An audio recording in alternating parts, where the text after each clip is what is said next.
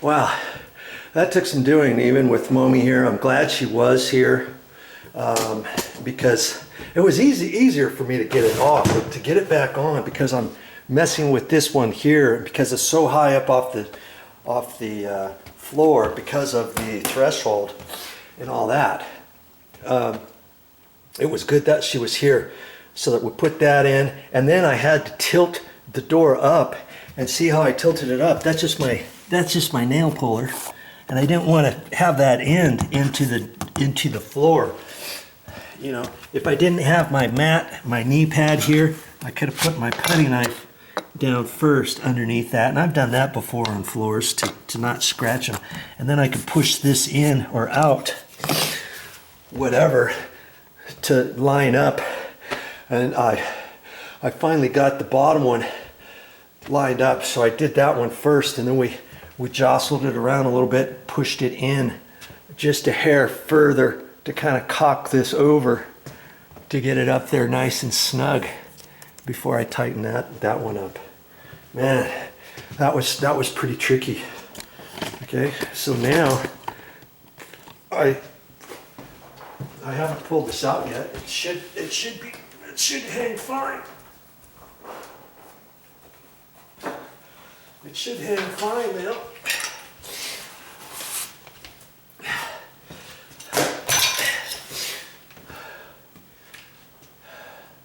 You know, I didn't do anything to the door, and it should be no different than it was before. And you know, I do have the chance of checking the door to see if I need to adjust it at all or anything like that. Okay, and before there used to be a really big gap at the bottom between the bottom of the door edge and the jamb, and now that looks pretty good actually. It was further away, and before I had taken the old hinge off a little bit, and then I put some screws in the back side. I put a couple drywall screws. I drilled them in. There's one in there and one there that's kind of cocked this out at a very, very slight angle. And I use that for my shim to push it over just a hair. And that worked out really good. And see, usually you don't have to do that. Usually doors sag, okay?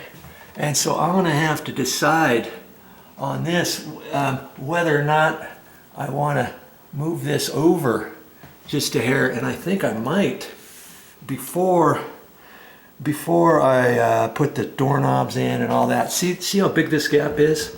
Well, I can make that gap smaller by loosening, taking this up, and again I'm gonna have to put my bottom piece back in there, put that in there, put my nail puller in there at an angle like I did before, make that snug.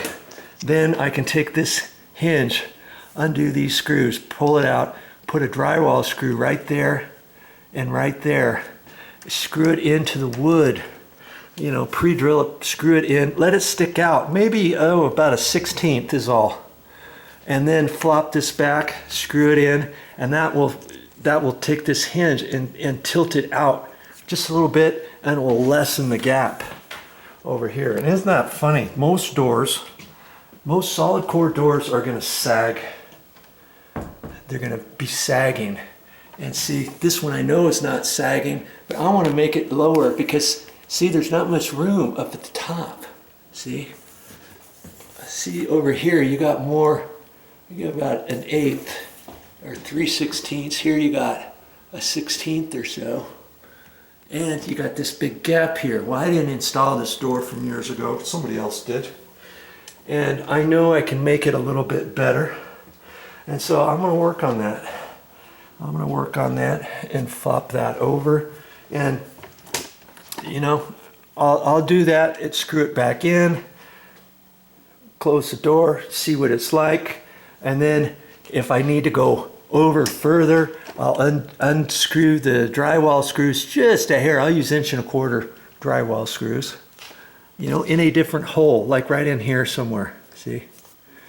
And if I need it closer, I'll just unscrew it, just one little quarter turn, and then try it again. If I end up getting it too close, then I flop this back out and take those two drywall screws, screw them in just a hair, and put this back. Do you see what I'm saying?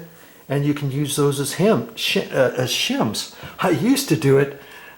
I never used to do it that way. I used to take some metal and fold it all over itself, and then undo, you know, loosen up a hinge and tilt it out, get the putty knife in there, push the putty knife in there, a little screwdriver, something, then get the little piece of metal in there, push it in there, tighten it back. What a pain in the rear when all I had to do was use screws, like I was explaining to you, okay? And you know, I'm not gonna put the doorknobs on today.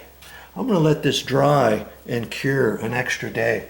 So because of that, I'm not even gonna put the weather stripping back in this little notch. And here's the other thing, that notch, you don't want to just slop your paint up in there when you're painting and get any in this groove, because then it could be more difficult to put it in. If you do, before you put it in, you'll have to take a putty knife or a screwdriver, make sure this is all clean, because you want that, you want this groove.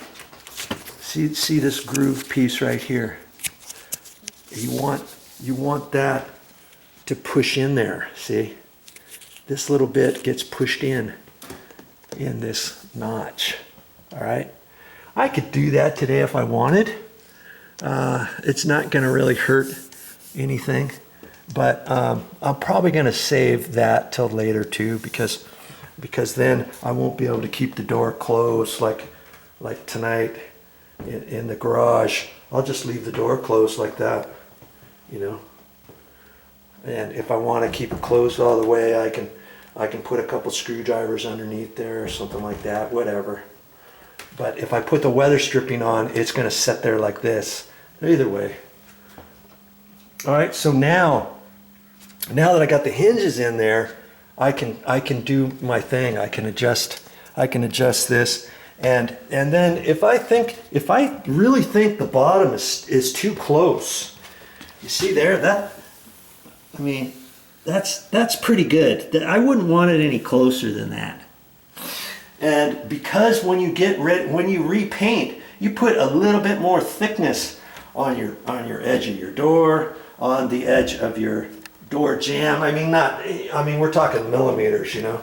But the last thing I want is to see this door ever start dragging on the door jamb or anything like that. Now see, if this door was sagging before, I would have fixed the sag and done all that prior to installing, before taking the door off and painting it and all that kind of stuff. And the funny thing is this door, I believe this door was sagging. Do you remember? I think it was sagging, because I remember when I had this out, there's two screws I pre-drilled in there and put those in there and all that. I could loosen those up a little bit. Remember this screw, I tightened that up.